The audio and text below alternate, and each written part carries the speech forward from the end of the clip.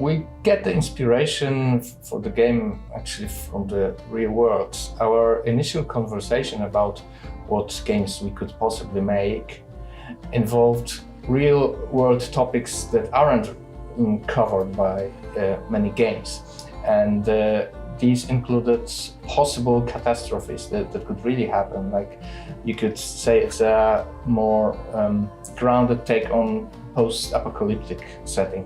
So naturally the conversation went to what are these catastrophes, and the climate change was the obvious choice.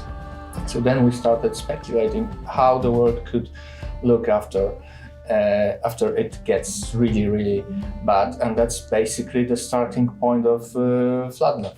We have several references in Floodland, and the game of our references were Surviving Mars, Frostpunk, and Banished.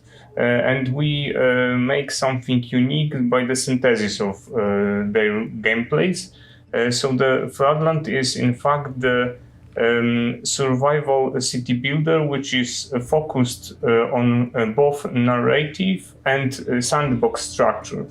So it's quite a different approach to this theme. There are different strategies the players can choose to play Floodland, because the game has many different mechanics, many different aspects, and even within them there are choices to be made. Some players will focus more on trying to be self-sustainable. Some will focus more on gathering, on exploration. Some will focus more on narrative and making the best possible choices in the story events, and some will focus on society. The important thing is that the Floodland is a sandbox city builder. So you carved your society and your settlement in the way that is most effective, but also the way you like it to be. We love games where players tend to play against what's optimal in the game, only to fulfill some kind of fantasy. Like you have a given mindset when entering the game. It doesn't have to exactly mimic who you are. It can be just your idea for how you want the situation in the game to be. The game is not entirely sandbox, but it's not also entirely a scripted game. It has the main plot that gives you some sort of focus in the game, but it's really broad. It doesn't say this time you should build this building. It rather says this time you should provide food, and it's up to you how you provide food.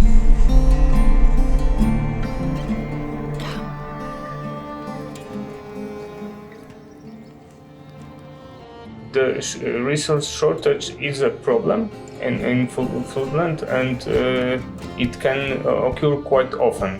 But if you manage it, the game will reward you with more relaxed pace and kind of a deep breath, and you can just enjoy to observe how your people just live in your world. We showed the game as a real post-apocalyptic and not an apocalyptic.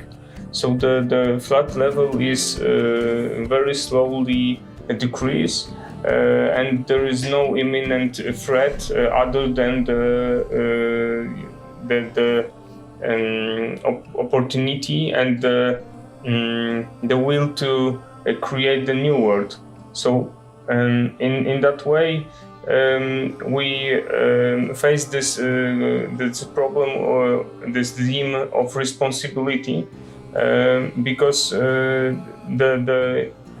very important thing is this consensus between people, and not the survival only. So we want our society to not only survive but also prosper. We didn't want to serve one single message about society, if it should cooperate more or if it should be more divided. Like, we have our beliefs about it, but firstly we wanted to provide tools for the player to explore different setups and see the outcome, and the game never judges you for your choices. The people in the game, like the your virtual community can judge you, but the game never says you should have been more peaceful or you should have been more harsh.